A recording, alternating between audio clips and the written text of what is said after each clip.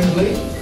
It's a great honor to be here, and I have to admit, it flatters my vanity a little bit to see my name on the books in such a wonderful language.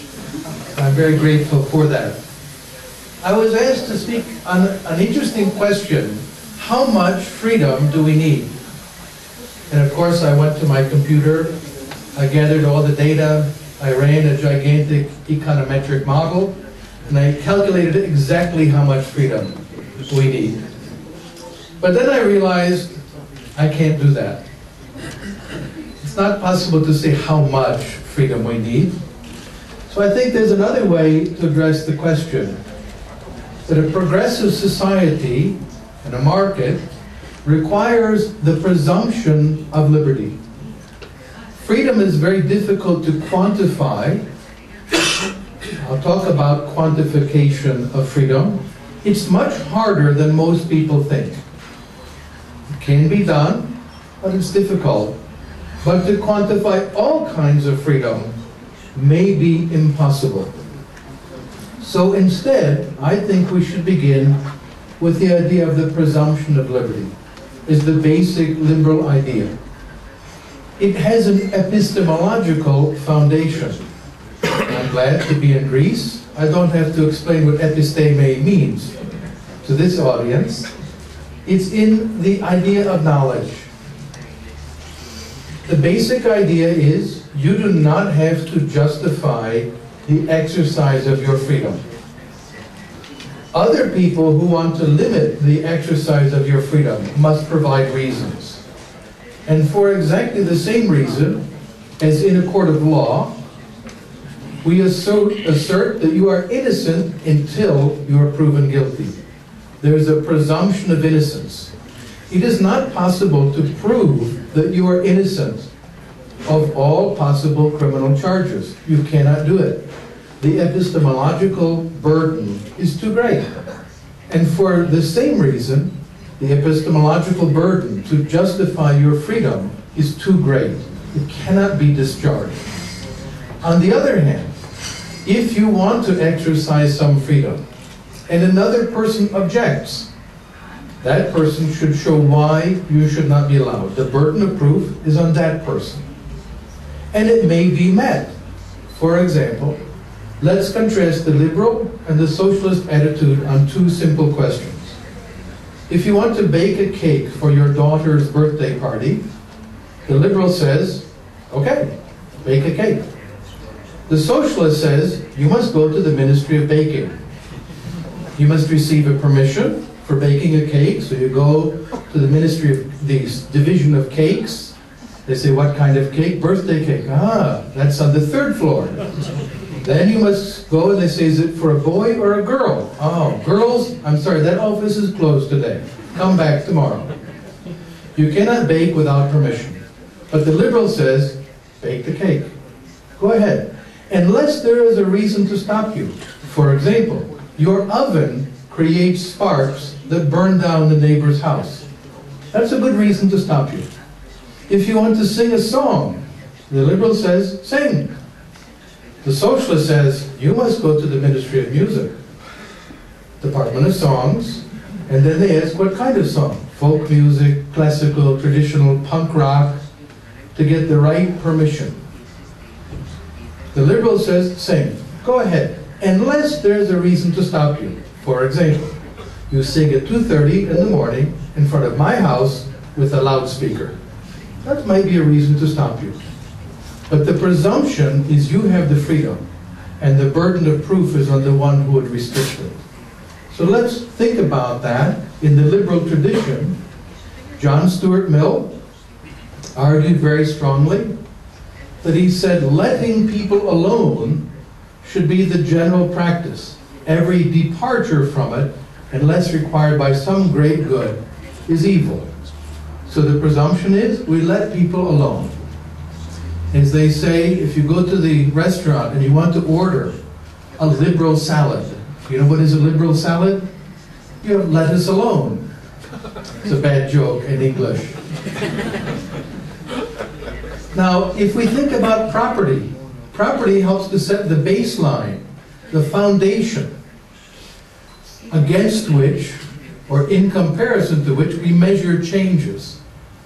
If, for example, we do not exchange, we keep what we have. And that's very important. Property is the baseline. But it's not only things, or as American teenagers say, your stuff. Property has a deeper meaning. And we can think about John Locke and his articulation. He said property means life, liberty, and estate. Estate is your stuff, your things. But you have a property in your life, a property in your freedom, and a property in your estate.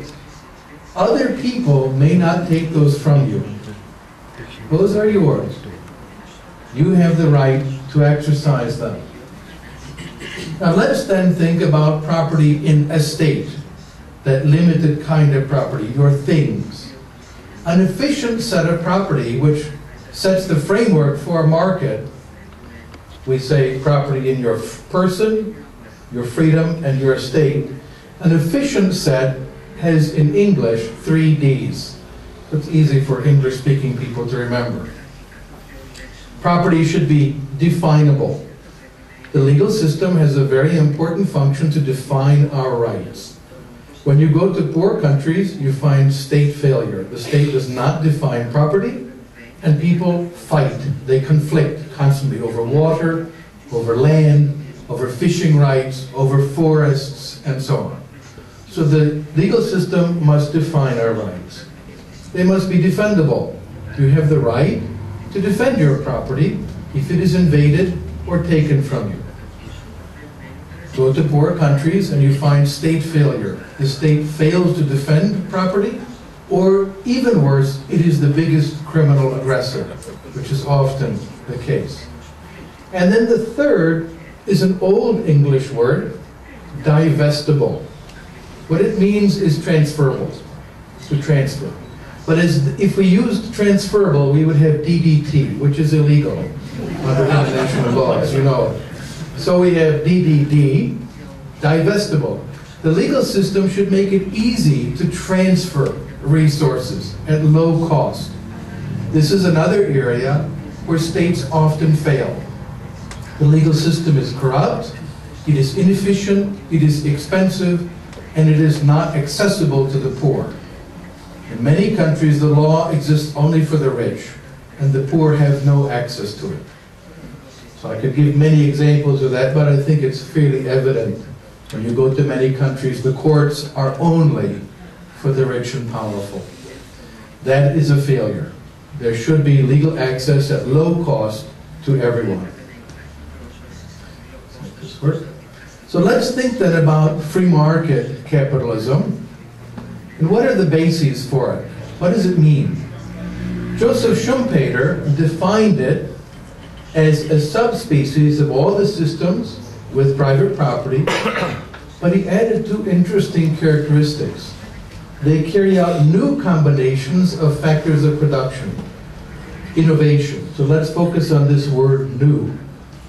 And it involves the creation of credit, of ways to connect borrowers and lenders, or savers and borrowers. Joyce Appleby, a historian at UCLA, talks about private individuals taking initiative with their own capital, and they produce things they sell on the market for profit. Deirdre McCloskey, I'll talk about her book again. In her book, The Bourgeois Dignity, private property, free labor without central planning, and regulated. This is very important. It is regulated by the rule of law and by ethical consensus. Markets are always, there's no unregulated market. The question is it regulated by the rule of law or regulated by bureaucratic power? The rule of law is a system of regulation. So the capitalism or free markets are an economic system. We're accustomed to thinking that way. But at a deeper level, a legal system. The law is so important for the foundation of market economy. We know this better than we did in the past. I'll tell you a quick story from the Soviet Union. I was involved in the first free market conferences in the Soviet Union, 1990, 1991. Anacletus Evangelopoulos remembers that. And Milton Friedman gave a speech by teleconference, and he said something interesting. He said, there are three things you must do: privatize, privatize, and privatize. Many years later, just before his death, we held another conference, and he gave another speech by telecommunications. He said, I was not correct. He was also a humble man. I appreciate this about him. He was humble. He said, we did not understand the problem. Privatize into what? There was no legal system in the Soviet Union. No property law, no contract law, no trained lawyers, no judges. You need to have the legal system. And Friedman understood. No one appreciated how important that was. Or, as a Russian libertarian told me in 1989, a man named Boris Pinsker, he said, you know, it's easy to turn an aquarium into fish soup. But turning fish soup into an aquarium is more challenging. That was the problem they had, to turn fish soup into a living aquarium. But one more thing. It's a cultural and social system of innovation, relentless change and innovation. And this will tie back to the idea of freedom and the presumption of liberty. In fact, if you read Karl Marx, what he complains about, what he calls capitalism, is not exploitation. He thinks that it's morally neutral and necessary. What he didn't like was change. As he said, all that is solid melts into air. That's what he didn't like about modern liberal society. The change, the openness to innovation. So we need more than just well-defined, legally secure and transferable property. We need to have a cultural, social system open to innovation. A culture of entrepreneurship, innovation, service, of adding value, and of course respect for the rule of law. These are quite important issues. Rule of law is important, but not quite enough. We need to have openness, a culture that accepts some degree of innovation. Joseph Schumpeter called it creative destruction. These are some of the wisest words, in my opinion, ever written in economics. The problem that is usually being visualized is how capitalism administers existing structures, whereas the relevant problem is how it creates and destroys them. The example I like to give to college students is how I learned to write on a typewriter. Most of them have never seen a typewriter. They don't know what it is. A friend of mine told me his son came to him one day, little boy, and he said, "Daddy, come look." He said, "What?" "It's a computer, but there's no screen. How does it work?" And he said, "Oh, it's a typewriter." And his sister looked at it. She says, "Ah, I understand. It's a printer that prints in real time." Well, we don't have that industry anymore. It's all gone. I remember every town had typewriter repair shops everywhere. And people who are professional typists, that's how they lived, to type your dissertation at college campuses. They're all gone. But we have something better. Something destroyed it and something replaced it, called the computer. It does cool stuff my typewriter could not do. For instance, I could not watch movies on my typewriter. I tried. Wouldn't work. I couldn't, if I talked to my typewriter, people would call the psychiatrist. But I talked to my computer all the time. And other people talk to me in other countries. It's creative destruction. One industry replaced another. Now, innovation is what made the difference between wealth and poverty. There was a lot of capital accumulation during this time, This is Angus Madison's data on per capita income around the world from the year 1 until roughly the time of his death. It's flat. It goes up a little bit and then falls. The High Middle Ages, the Southern Sung Dynasty in China, general crisis of the 17th century, it collapses. And then something happens right around here. Now here's the question. I published an essay at Cambridge University Press, and the editors got back to me. They said, "You have not answered the central question." I said, "Okay, what's that?" "What is the cause of poverty?" And I said, "That's a stupid question. Poverty has no cause. Poverty is natural. It's what happens when you fail to produce wealth. So the question is, what needs an explanation? This, and this line goes back a long way. It's flat. Or this. I think it's clear. This is what we need to explain. This is caused by innovation." Deirdre McCloskey, whom I mentioned in a wonderful book, explains that this huge innovation taking place around the North Sea and recently Taiwan, Ireland, other countries, took poor ignorant people and helped them to flourish. She said it wasn't caused by trade, although trade is important. It wasn't caused by war or exploitation. It was caused by ideas. The revolution in ideas. And she shows in her book, capital accumulation alone cannot explain the huge difference between now and 1800.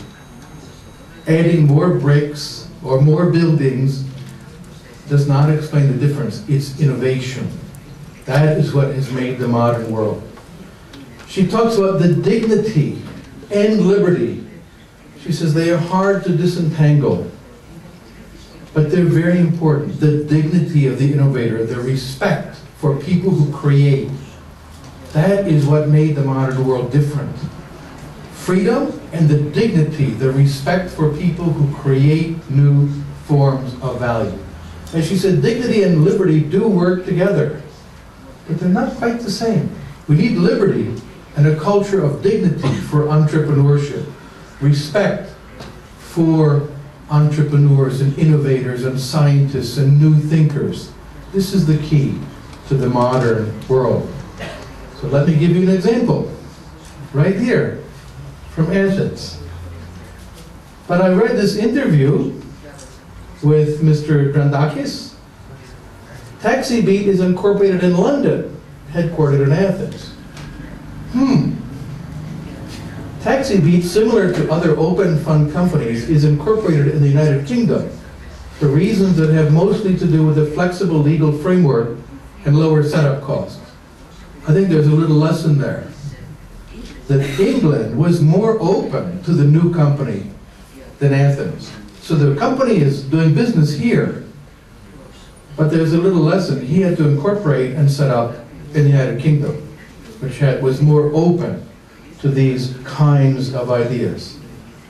But it's not just cool new apps like TaxiBeat. I'll give you an example from an old industry. A man I know, James Knott, who established Riverdale Mills. They make welded wire mesh. It sounds boring to most people, but it's really important industry. When I went to visit him, he told me about his business. They innovated. As he said, I had a new idea for a new machine to put plastic coating on wire. No one had done it before. The wire used to come out of the welding machine and it was hot. They let it get cold, then they painted it. And he said, that's stupid. It's hot. Now his new machine he made, it comes out hot, it melts its way through the paint and comes out coated. He's an environmentalist. He saved all that electricity. He lowered the electrical bill. His carbon footprint is smaller. And he's richer. He innovated. Not all innovations are on Facebook. They're not apps. They're things like this also. He made the world a better place because he innovated. And I should point out, he was punished by the American government for doing that, and had to fight in a court of law for his right to continue with these innovations. This man grows tomatoes. He's a friend of mine. He's the tomato king of California. He exports all over the world tomato paste.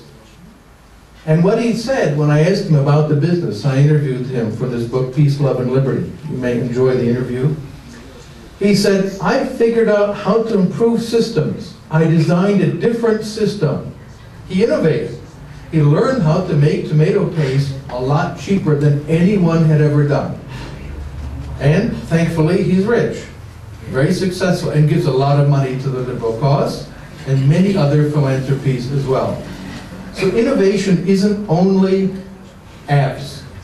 It's how to process tomatoes better as well and add to the value of the world. But then he explained something very nice. I thought he put it beautifully about markets and peace. When you see other people as customers, it doesn't occur to you to want to shoot them. I think that's a very important message. The markets are about peace. They're about peaceful relations among persons. Now, our socialist friends say markets are dirty, they're selfish. In the book, The Morality of Capitalism, which is available in Greek, the great Chinese scholar Mao Yushur explains, when people negotiate for mutual benefit, they reach an agreement. There's nothing wrong with that. If, in contrast, we did what the socialists want, our leftist friends, you should go into the market only to benefit the other person. Imagine the world in that world. You go into the store, you say, how much is this? The shopkeeper says, it's 7 euros. And you say, the customer, 7 euros is too little. I will give you 12. And the shopkeeper says, no, do not insult me. It's not very good. No more than 5. No, 15. I insist on 2. No, I'll give you 20. No, it's free. No, 100. You cannot come to an agreement. It's only when you seek the lowest price and the merchant seeks the highest price, you can meet and come to a mutually beneficial agreement. I want to mention one more thought and then very quickly look at some data. Friedrich Hayek put it very neatly. What is important is not what freedom I personally would like to exercise, but what freedom some person may need in order to do things beneficial. This freedom we can assure to the unknown person only by giving it to all. It's the freedom of the unknown person that matters. I like the way he put that. The freedom of the unknown person. The one we don't know, the idea we never heard of. That's the freedom that is so precious. Most people will defend the freedom to do what they want. It's easy. But to defend the freedom of the unknown person, to do the unknown thing, is different. It takes more principle. I think we're all acquainted. Socialism, as we have understood in the past, is finished.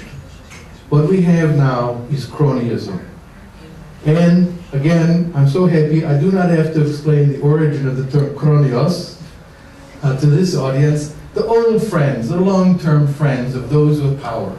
That is the enemy of liberalism today. Socialism is finished.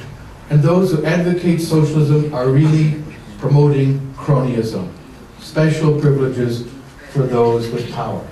So, quickly, how does Greece fare? Greece has done better on the Doing Business report. This is an improvement, but it's very low by European standards. It's not easy to do business in Greece. This is why Taxi Beat was incorporated in London, not in Athens. This can be changed. There can be changes introduced here in Greece so people start their companies in Greece and don't have to go to London. We can look at economic freedom of the world from the Fraser Institute of Canada. It's an open source resource with data available to everyone.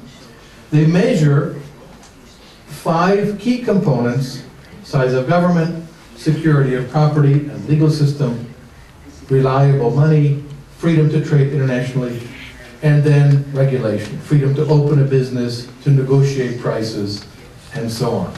So where does Greece fare? Out of 152 countries in the world, Greece is 84th. It could be worse. You are ahead of Barbados and Moldova. Congratulations. Unfortunately, behind Germany, behind Taiwan, and so on. So there are some opportunities for improvement on that. What's interesting is to look at the elements.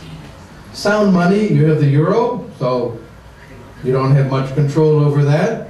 Freedom to trade internationally, outside of your control because of European Union. But regulation and legal system and property rights. If we looked at how Greece has fared overall, the total ranking, low at one point, rose, fell a bit, now stable. And we hope it will improve. Does fairly poorly on property rights and the legal system. Is not very efficient by the compared neighbors. Again, compared to Bosnia, you're really doing a great job, but maybe not compared to England or Denmark. The regulatory system also, it improved from 1970, but it's not that high. It is not easy to open a business, to start something new, like NCB. And here's something interesting about the open society. Open societies and open economies go together. This is looking at the degree of political rights and civil rights and economic freedom. There's a very strong correlation. It's complex. It needs more study. What causes what? Does economic freedom lead to political and civil freedom? Or does civil and political freedom lead to economic freedom? So for all the students looking for master's topics, this is a good one to write about, to help us to understand. There is a connection, but it's complicated. Some of this is discussed in this book, which is available to you. Some more in these other two books. I have to say, I'm so happy and so proud that these are available in the Greek language. I spent years, many years ago, learning ancient Greek and found out it's not very useful today. But I do thank you for your attention.